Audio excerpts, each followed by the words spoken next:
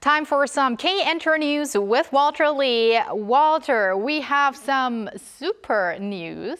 Yes, we do. We always have super news when I'm on, so get your, ears ready for what I've got today.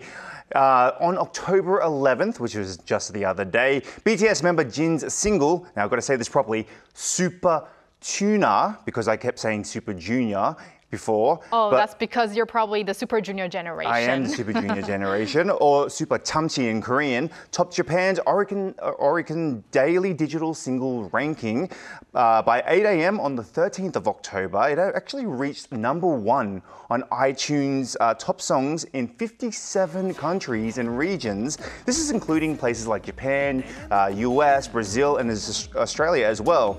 Now, the song also entered Spotify's daily top songs globally, charting at number 90 in October 12th. And we're currently seeing a part of the music video. Yes, we are. And I was actually listening and watching that song on my way to work today. And I have to say, it was nothing like the other BTS songs. Definitely not. But I heard the song was a special performance song in 2021. And back then, it only had one verse.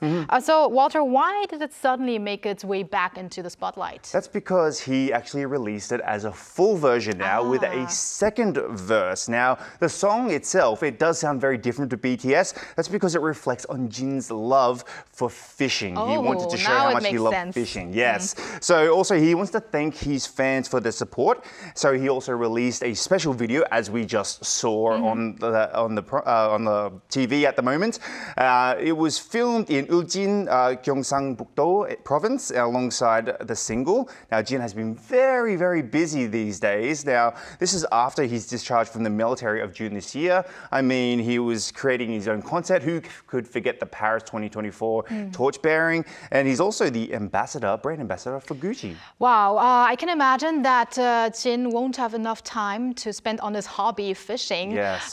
That's how busy he is. But staying on the topic of K-pop, or a K-pop group, with news that some fans might be a little disappointed about and others not. Yeah, so some news on the boy group Rise. Now, the member Seunghan has announced his departure from the group in a handwritten letter on social media. Now, this comes only days after Rise's production company, SM Wizard Production, actually said that he was going to stay within the band, and this was followed by another handwritten letter by Seunghan saying that he will, quote, "I'm committed to becoming a more responsible person in order to never hurt our fans, the members, or more responsible, the management staff as well.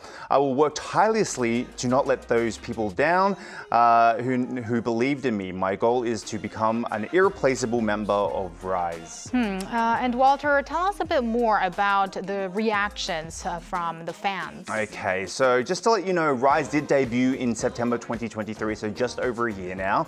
But the controversial pre-debut pictures were leaked, which damaged the reputation of Seunghan, and he took a hiatus after those pictures were leaked. Now, when it was announced that he would join the group, the fans' reaction was quite strong against it. Now, sending protest wreaths as well as trucks with messages saying that they don't want him in the band anymore.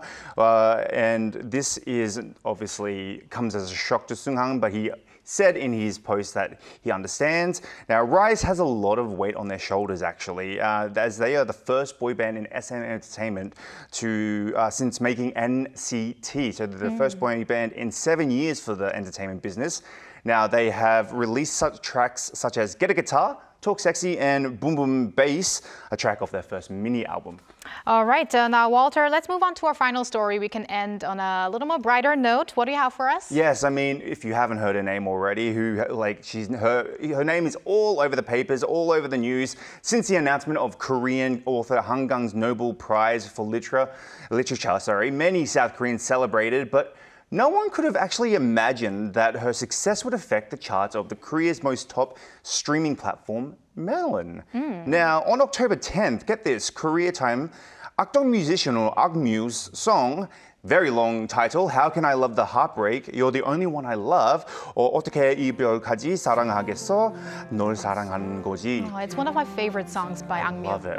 Listening to it now, I just want to sing it. But that was released in 2019, and it started climbing the charts again.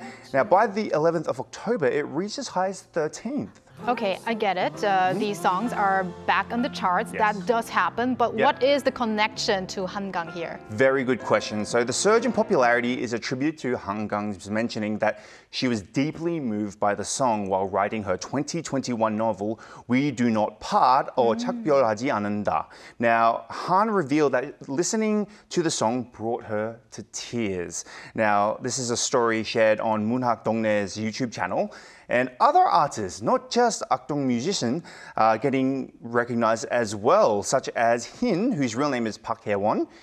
She derived her stage name from one of Hangang's books, which is the White Book, as Hin means the color white in Korean.